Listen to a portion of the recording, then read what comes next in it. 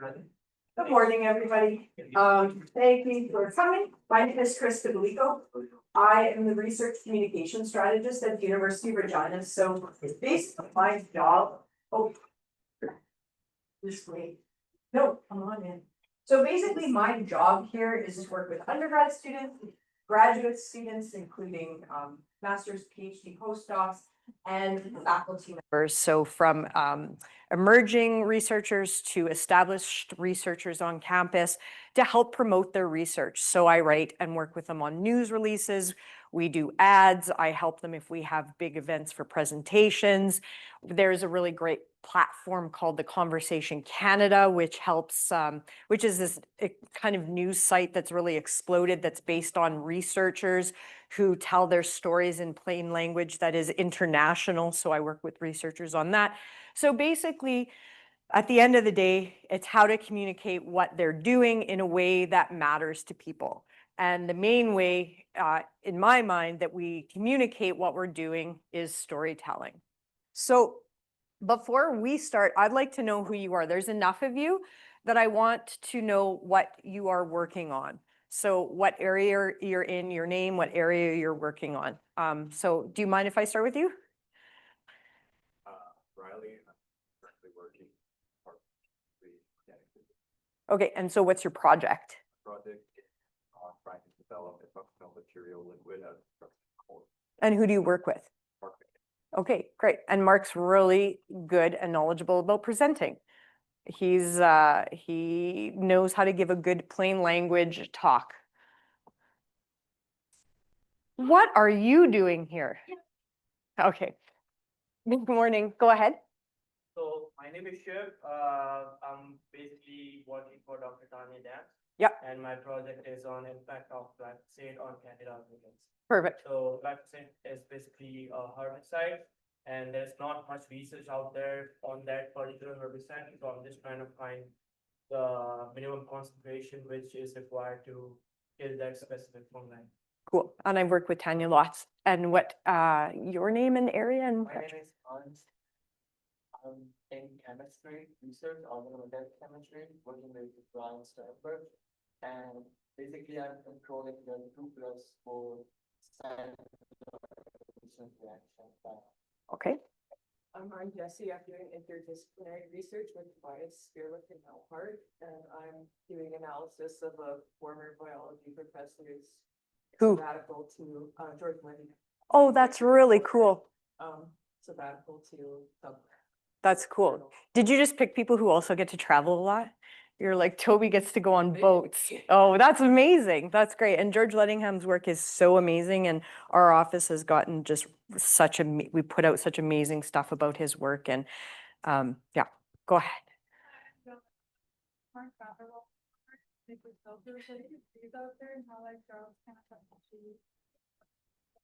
Fun fact, we did a little special on them and went out and did a video and photo of that work. And it's beautiful out there.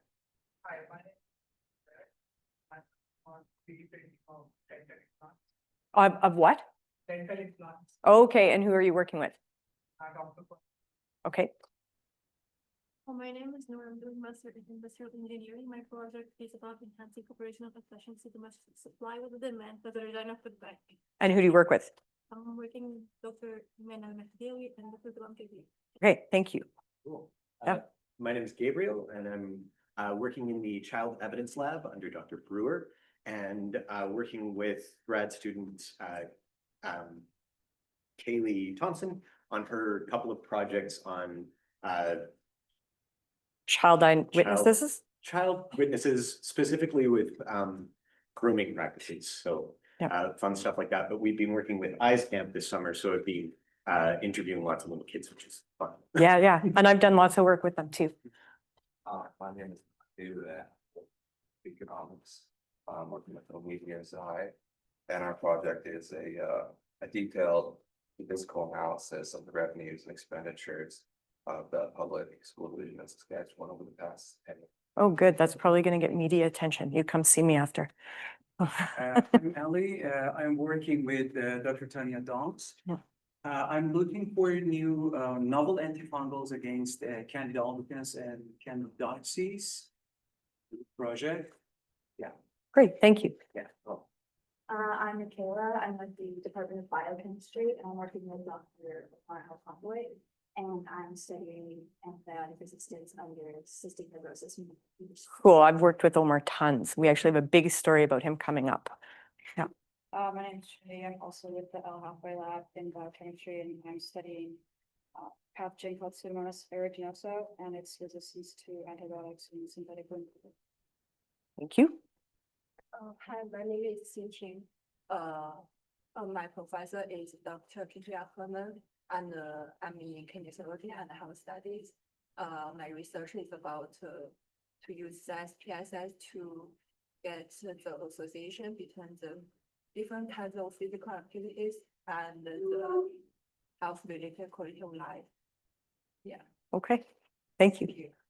Hi, I'm Aisha. I'm in the Department of Math and Stats. I'm working with doctors named Lee. Yep, Right now we're implementing an algorithm to estimate the failure time for subjects. So originally it started with baboons and then it moved to AIDS and now it's getting here. okay, cool. I'm Cass. I'm in biology, working with Laura Schnell and program. And we're working on a DNA-based test for toxic algae beings in the field. Great. My name is Farah. I'm working with Dr. Andrew Cameron in the Department of Biology. And we are looking at a bacterium called Klebsiella, and we're using CRISPR-Cas system to look at antimicrobial resistance of it. Great, I've worked with Andrew lots. Fun fact, he used to be my neighbor. And I recognize you. I'm Florence Huskovic. Yeah. In visual arts. Yeah. Working with Dr. Risa Horowitz. Yep. And I'm looking at housing availability, affordability, and suitability. Great, I've worked with Risa lots and her students. We've covered her students lots because they have great images and things like that. So I've got, no, you, hi. My name is Sarah. I studied at the University of Regina.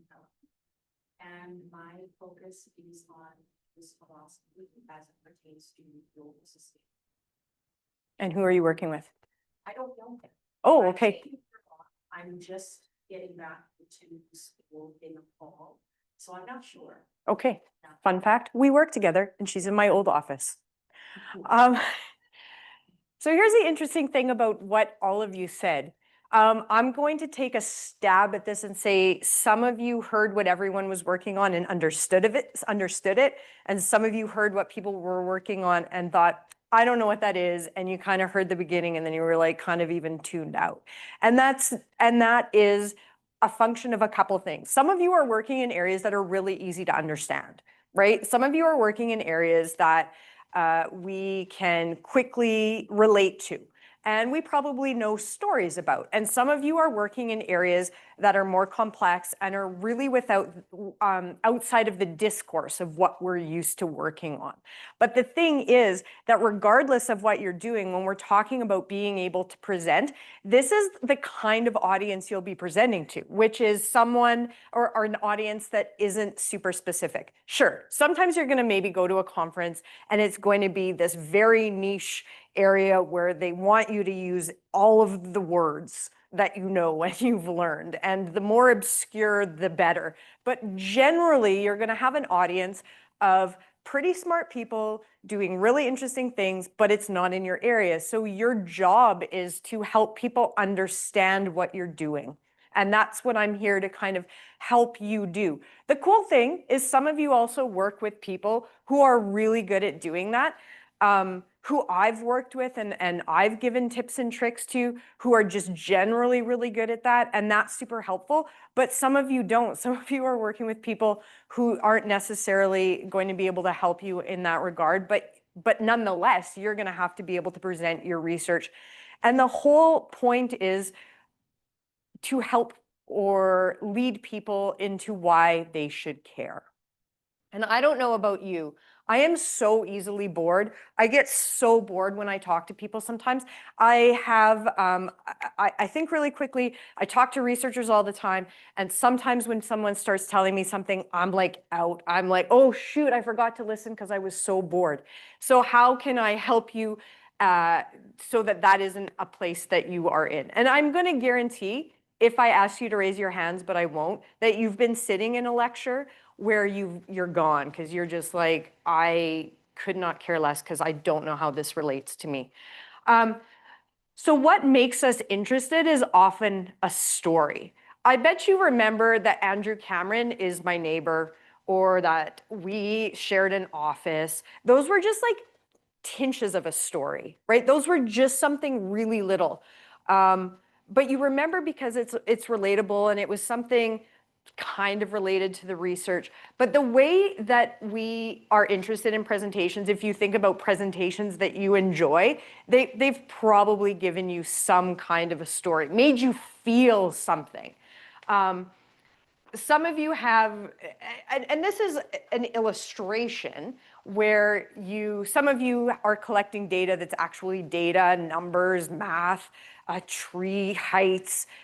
Some of your data is, what children, the questions that you're asking them that you're going to have to deal with. Some of it's SPSS where it's numbers, but all of you are getting information, and the information is like this. And your job is to analyze it and come out with something. But when you're presenting, it's very different than when you're doing a paper, because what you're doing is trying to relate to people, right? And that comes with an interesting kind of slide and how you're giving people the information. And that's what we're going to really deal with.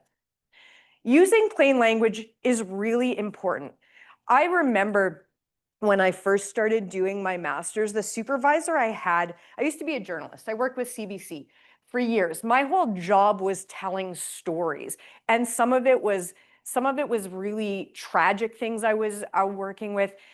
Some of it was more mundane. But the idea behind what I was doing was to try to tell a story and elicit an emotion, right? Regardless of what it was. And then that's what you're taking kind of away with you. That's how you're understanding what it is.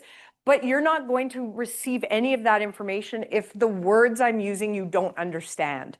If what I'm saying is a really compelling story, but I'm using words you don't understand. So it's not dumbing down, it's helping your audience, it's bringing your audience with you. You have done so much work. Even just coming to this is an hour out of your day. You could be watching something like that's way more entertaining than me, but why do you want to watch that? Well, that's a story. It's not dumbing down. It's helping take all this work you have done and helping people understand it. Because if they can't understand, what's the point? What can you do with that? At the end of the day, if something you're doing is meant to have an impact on people, perhaps it actually has a role within government. Maybe there's something that you could be doing that might impact policy. Maybe it's something, if someone's working with cystic fibrosis.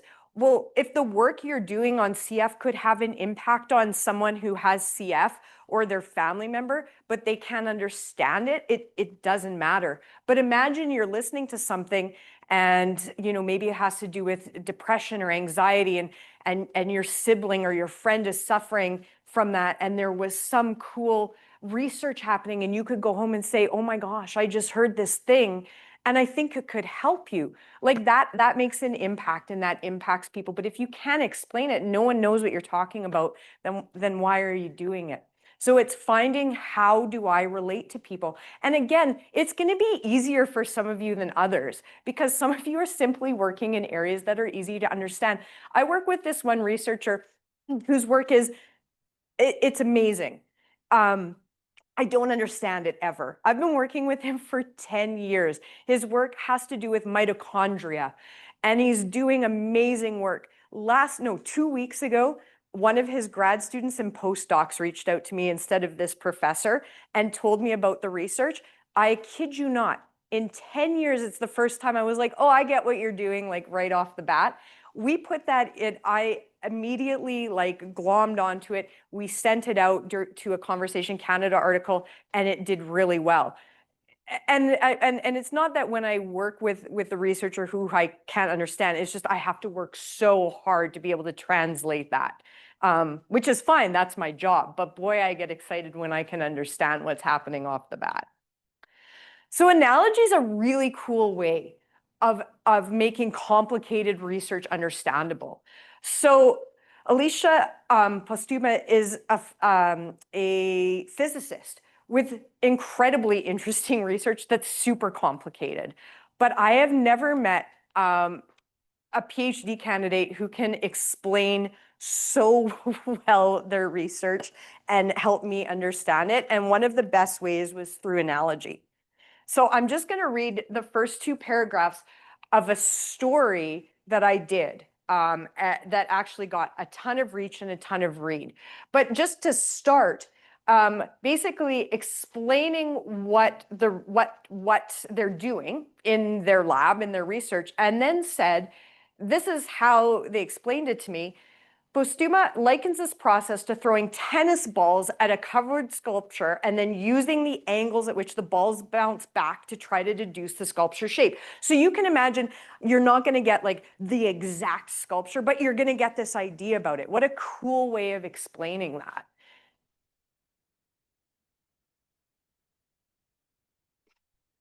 So this is a magazine I edit and write called Quantum. So the story was called Quantum Leap. But listen to why they're really good at this. At the age of 12, they received a gift from their father called How to Teach Quantum Physics to Your Dog. And basically from there, got so interested in quantum physics, but was also like, well, if this can be explained to me, I can surely explain my research. I was insufferable talking about that book as a kid. This talking dog asks its owner all kinds of questions about his job as a physicist. The author comes up with great metaphors to explain quantum physics. It turns out if a talking dog can understand these complicated underpinnings of our world, so can a 12-year-old. This research is actually like pretty hard to understand, and I understood it, and I think wrote it in a way that people understood. Oh, okay. Okay. So in any case, the whole thing is just about their research, about this work that they're doing in the Jefferson lab, which is like a big fancy lab that the U of R works with, and they do very fancy things, and it was understandable. I'm going to just get out of this because we don't even really need it. It was just sort of an example of that.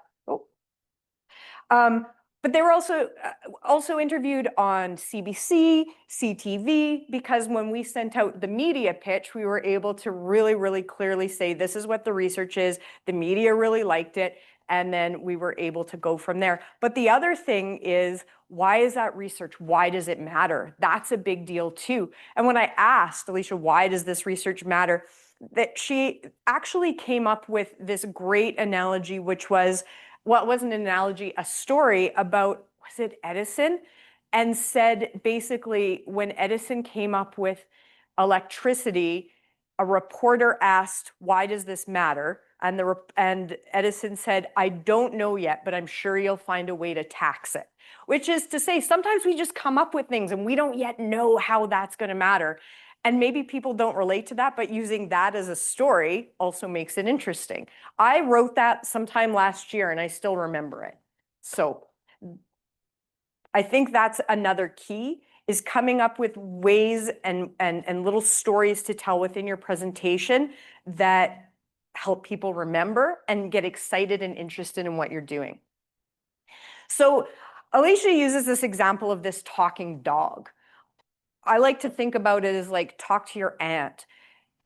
Your aunt's interested, your aunt loves you and will give you a bit of patience and time, but what are you doing? How would you explain that to your aunt? So this is someone who you love, who is smart, who knows what's going on in the world, but isn't really related or isn't doing research in your area. So that's one way you can kind of think about it.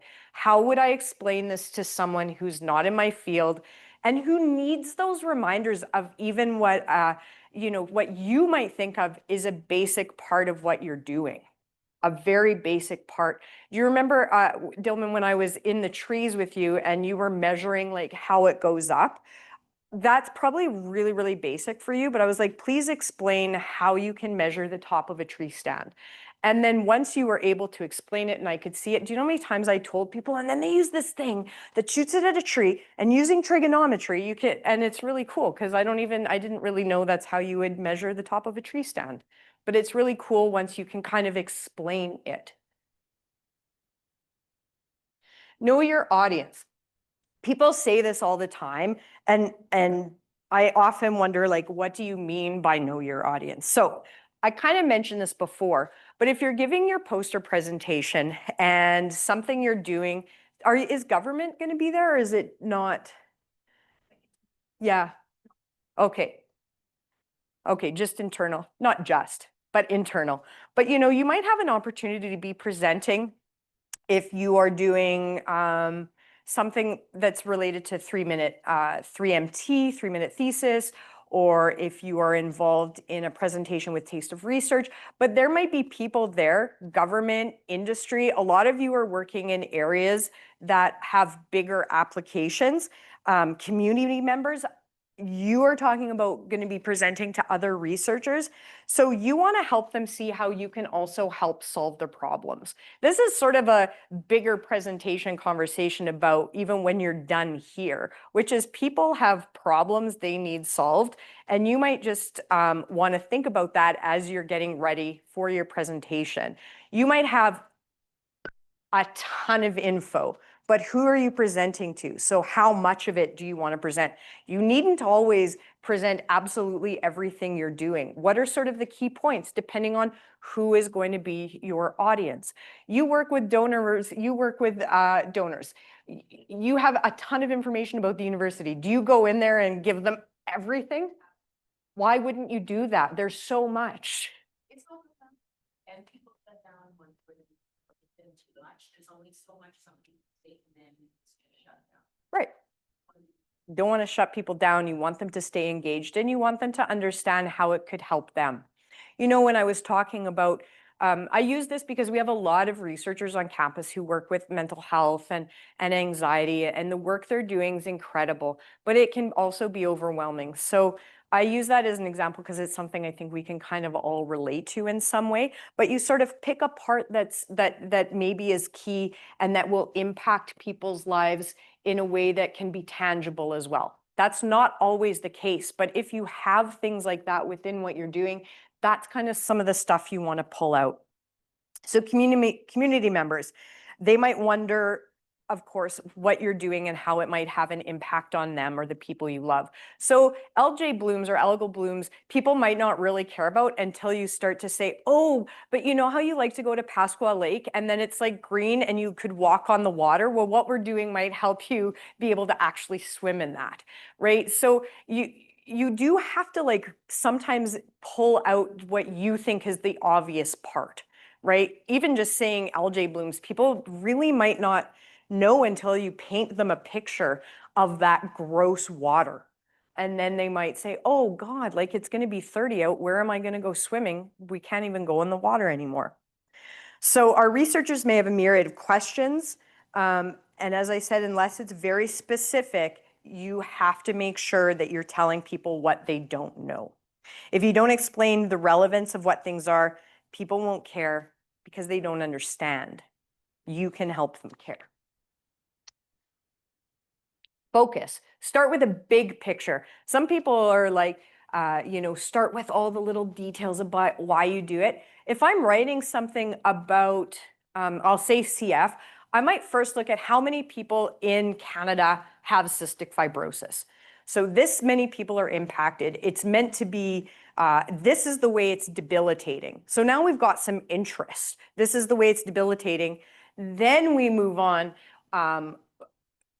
and what this means is more on the why and less on the how is about why this matters. So more on why it matters. So because it impacts people, because this is how it's debilitating and impacts people's lives, this is what I'm doing. And maybe the whole thing is, and I'm going to be a bit superfluous here, but like maybe the whole thing, the big picture is like we're working on a cure and you're doing this much of it. Okay, working on a cure, you're doing this much, but let people know the thing I'm doing is going to have this ripple effect and this impact. And at the end of the day, you know, we're helping to work on a drug that's going to help people be able to walk, right? So that's the start with the big picture, really draw people in at first, why you care, why you should care. I think I even asked when we were out at Cypress Hills, I love trees. I think trees are amazing. Why are we doing this research? And then the stuff they told me, I was like, oh, you're doing this tree research to really understand drought. And because Saskatchewan has a specific and is a pretty dry place, and other peoples, because of climate change, are starting to experience a ton of drought, people are now looking at the way Saskatchewan is managing things in order to help what they're doing. So it's having this worldwide impact. And I think that's incredible. They've been doing this research for decades. So they put these little tags on the trees so they know what trees they're going to be looking at. When you go look at them now, a lot of them have like grown into the bark. That's how long they've been doing it. And it's little stories like that, I think, that keep people interested. So know your goals. What is the thing you're trying to accomplish at the end of the day? Explain your research succinctly and without jargon. And if you're using jargon, because sometimes you have to, sometimes the thing you're doing, you know, can be jargon laden and have a lot of it, just explain what that is. And sometimes the analogy, that's where the analogy can come in, because sometimes you have to be using the words. That's simply your research, and that is fine, but it's how do you go about doing it? Just give simple explanations of what it is you're doing. Focus on potential impacts and results rather than the process. The process is your work. And I'm not saying don't talk about that, but really it's sometimes the harder part to understand. Like you're sitting down and doing like heavy analysis, you're using SPSS, you're doing this. There's this great video I'm going to show you of a researcher who does very interesting research. And one part I absolutely love is when he talks about his process. He says fancy things. That's what he uses. Like, we do these fancy things in the lab. And I'm like, I love that, because I don't know what the fancy things are, but it makes me laugh. I know that you're doing something important, but really, what is the outcome? Be memorable, relatable, genuine, helping people feel an emotion. I'm okay with playing on emotions. You know, if you're working on something that has, you know, some weightiness to it, use that. Use some of that heavy emotion. Get people to feel something. Maybe it's laughter. Maybe it's, you know, maybe there's something kind of sad about it. Maybe there, but use it. I'm not saying, no, that's what I'm saying. Yeah, use the emotion. Helps people remember it. If scientists can't communicate with the public, with policymakers, with one another, the future is going to be held back. We're not going to have the future that we could have. So if you're sitting in your silo and you've got all this information and you're like, this information that I have is awesome, it's going to change something, and I am sitting with it. Me and my info, my prof knows. That doesn't really help, because you're not sharing it. Alan, this is not, if you're old like me, that's an actor. It's not from the actor. This is from a communicator. Science. Yeah, it's not MASH. Although it's funny if it was Alan Alda just sitting there in his, anyway, most of you don't know who that is. It's a communicator. If you can't communicate what you're doing, what is the point?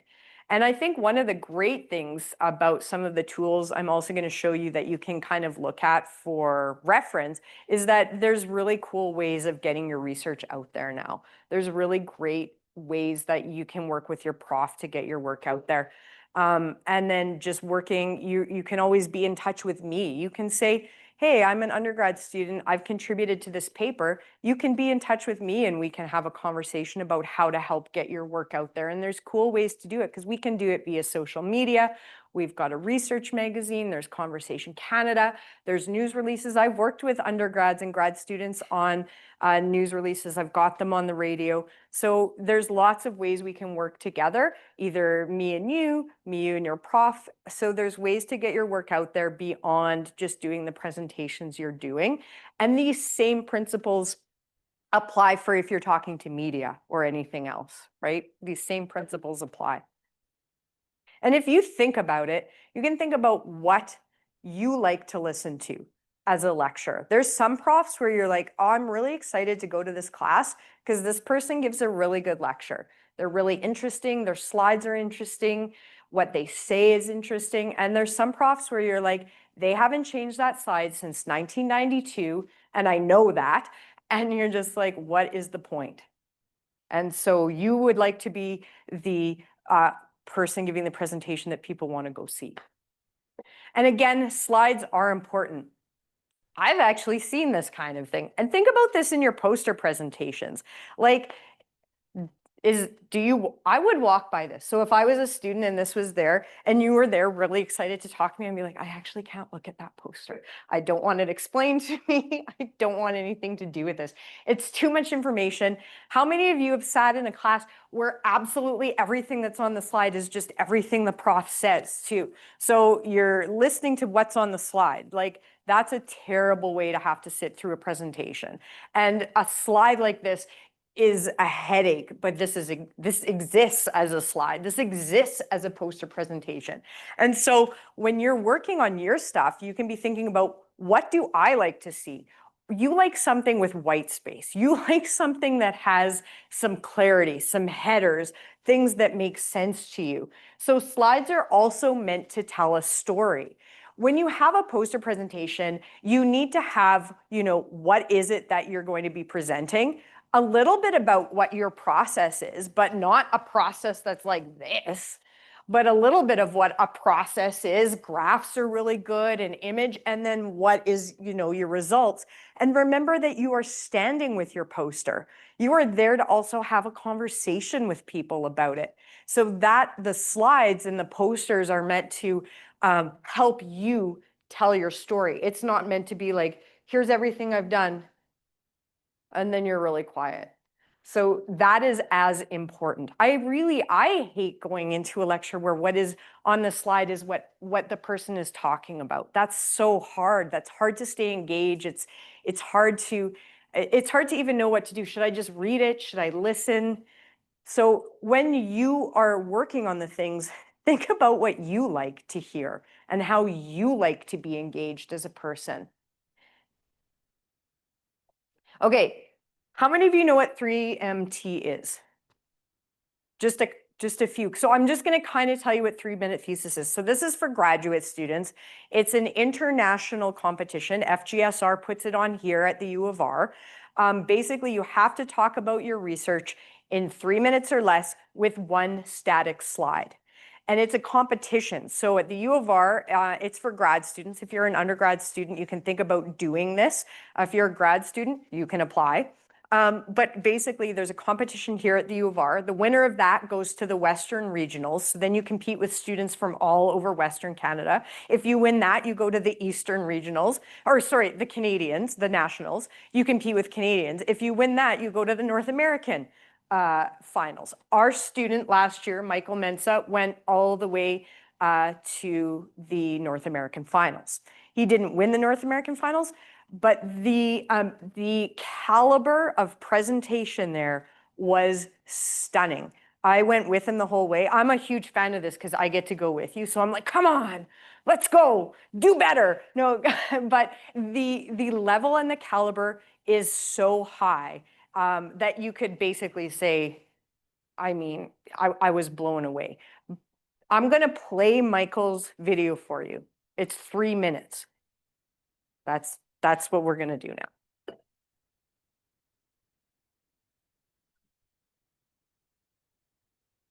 I would love to. How do I do that? Okay, because I would love to do whatever you need me to do. Because it's sharing here. Okay.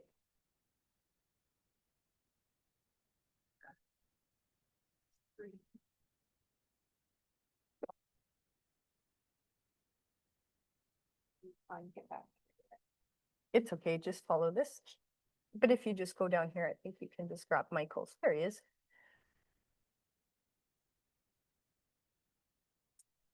There. Now you're okay, so should be able to just. I wonder why it's not, I had it so I could just click on it.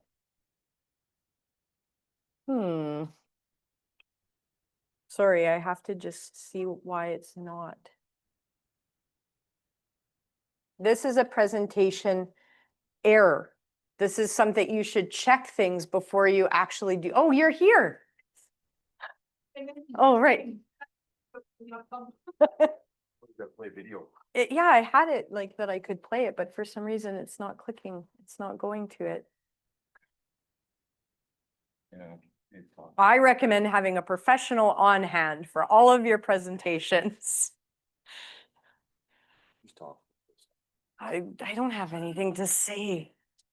Yeah. So like for Quincy this year, Bailey that won just starting in her first year. So she has no data, nothing, right? So how would you for this, and everybody will be at different stages. Yeah. How would you go about doing your presentation or the poster design if you're in a different state? So this is a really good question because for example, for 3MT, I know that the winners of like the bigger competitions have results.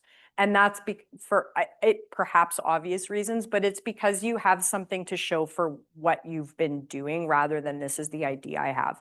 But the ideas are also compelling and important. But what you have to do when you're at the beginning stages is really just think about where it is you want to be going to. And you know that your presentations and what you're doing is really going to change as you go because you have an idea of where you're going, an idea where you're going to end up, but all of this in between is going to change. Well, that's the whole point. It's to learn more, but you can still present what your ideas are. What is it that you have in mind? What are some of the cool ways that you're going to go about doing that? So that's kind of the way Bailey set it up. And Bailey and I worked together really closely from where she started, sort of where her presentation started to where she ended up. Because you really have to give people an idea about what the impact could be when you're at the beginning stages. Why did you choose it? You know, this is also where kind of storytelling comes in. Sometimes the reason you've chosen what you're going to do. Is it working? Yeah, I've got it set up so it's supposed to play. I might just have to go.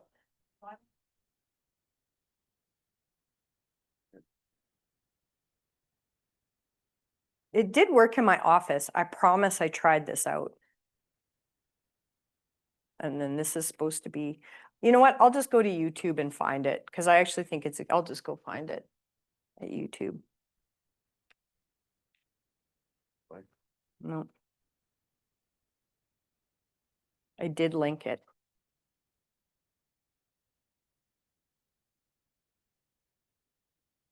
Show, no. Okay, I'll just go to the YouTube video. We can link it after. I apologize. Okay, so I've got to go to YouTube. Oh.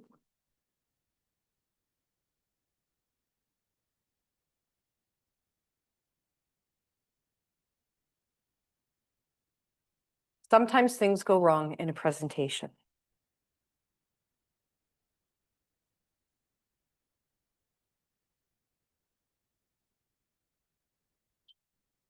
Okay.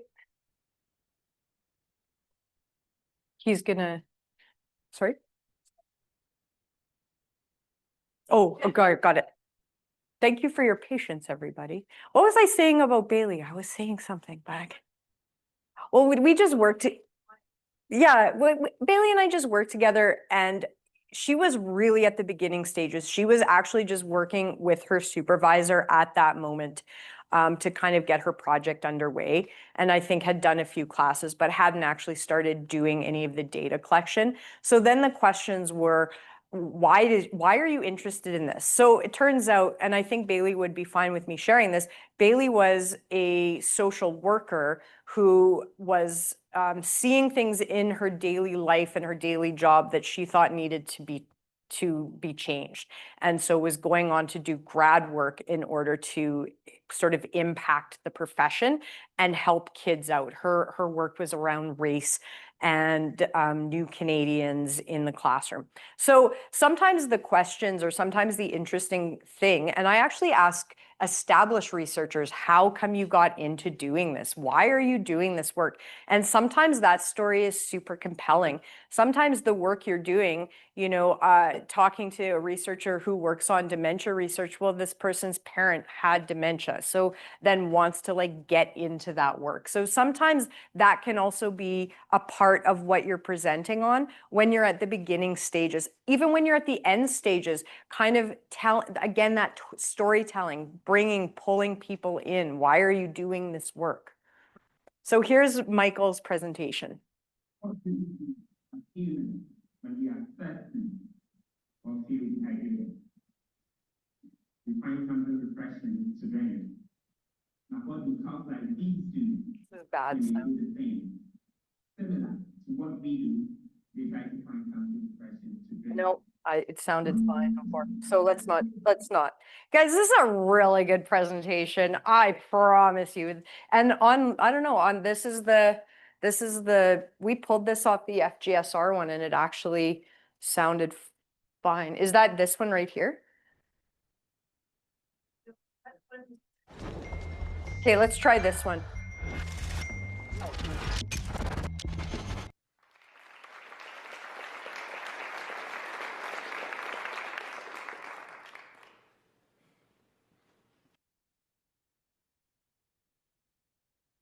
Imagine being thirsty and feeling so dehydrated from a hike in the sun, only to be served a glass of salty ocean water, making you even thirstier and more dehydrated. This is the unfortunate situation that many cows in the prairies face every dry summer. In 2017, over 200 cows died in Canada because the ponds they drank from had salt content that was at the time higher than the ocean.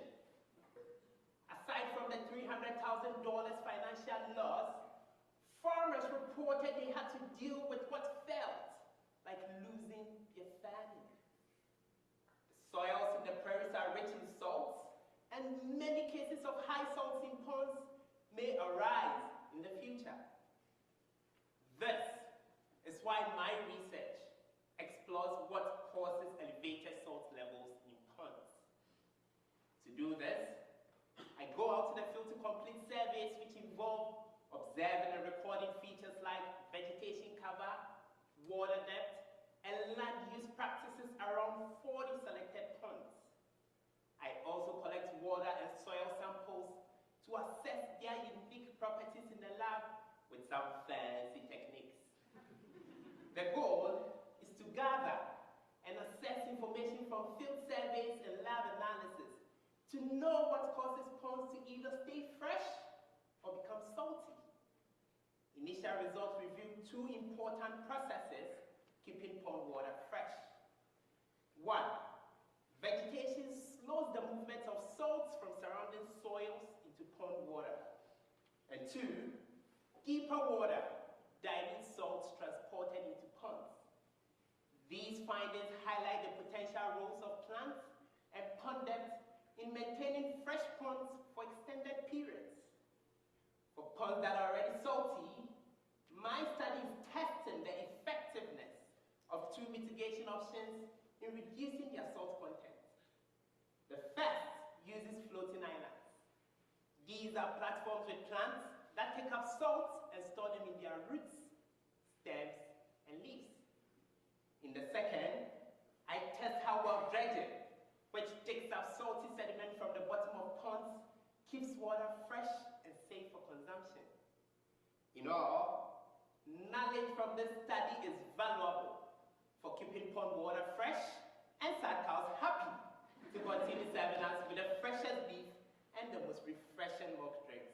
Thank you.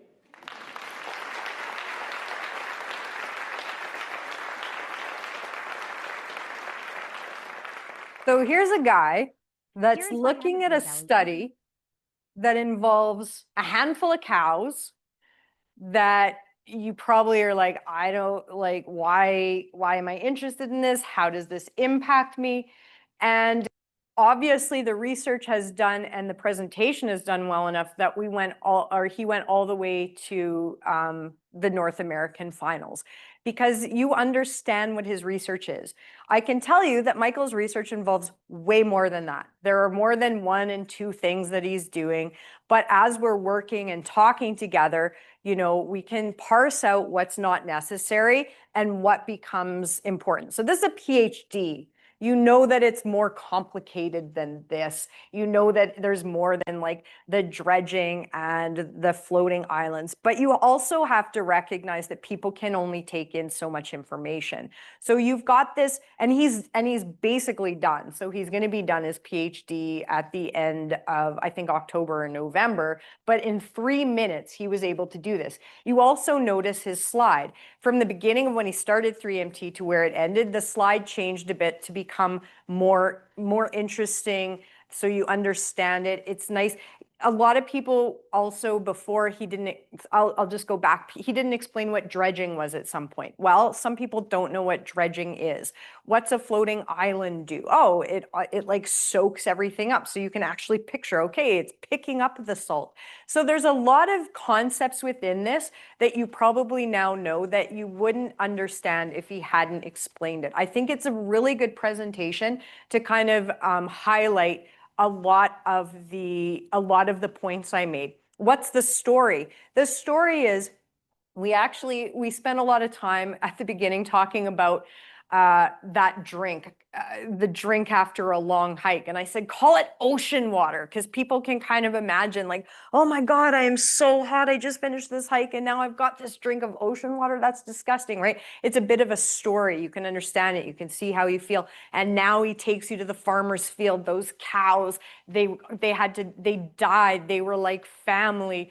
I mean, you might not care about these cows in a farmer's field, but he created a story. He explained what his research was. He did explain his processes, right? But in a way that's interesting. Oh, what I do is I go out to these farmers' fields and I do this. So Gabriel, when you first came in, you had said, oh, there's this EYES camp. So this is a camp for science and kids. And we went out and talked to all these kids and we sit and asked them questions. And, you know, you could probably even say, you know, that we got funny responses. We got, you know, and you kind of draw people in. Like, I can't imagine some of the very funny things children told you. And like, tell some of those stories, you know, when you're giving your presentation, depending on the kind of presentation, because, you know, that's very relatable. So that's an example of the way to give a presentation that can be engaging, gives a lot of information, but not too much information, not everything you're doing, right? And that's part of your job. And that's why you think about your aunt. Does your aunt want to know everything, or do you give the highlights? And talk to your colleagues. And I'm also happy to talk to students all the time about your research. The Conversation Canada is this really great tool, as I was talking to you about, where researchers basically work with editors to get their research out in plain language. And it's an online platform, like going to a news platform, but it's gained huge popularity since the pandemic because of so much misinformation and false news, so that you know this is coming from academics. And this information on the Conversation Canada it's science that's happening right now, it's explainers. If I would have done the presentation today, I worked with a grad student 2 weeks ago who's doing work on a T-Rex. So Scotty, the Saskatchewan T-Rex, they took a rib bone and using basically big microscopes were able to look inside and found blood vessels that they could still get information from. And they found that like, you know, when you get, I broke my ankle in January. And so the bone on my ankle is a little bit thicker as it's healing. So my ankle bone where I broke it is thicker. The same thing happened to the T-Rex. So it had a rib bone that was broken. So all this blood rushed to where that bone is. So it's a bigger bone. And then because of that, because there was so much blood, they were able to check and see those blood vessels, giving them information about how this dinosaur broke its rib, probably in a dinosaur fight, and how it healed. And then that's giving them clues into how birds and things are healing, because dinosaur and birds are really similar. So this is a PhD student who made this discovery in his undergrad. This story went all over the world. Smithsonian Magazine picked it up. It's on the Discourse Research website. So I did a story on him. We sent out a news release. He was interviewed all over the world. I asked him to do a Conversation Canada article. It came out yesterday. It's had 30,000 reads by this morning. Probably by the time I leave here, it'll have received 40,000 reads.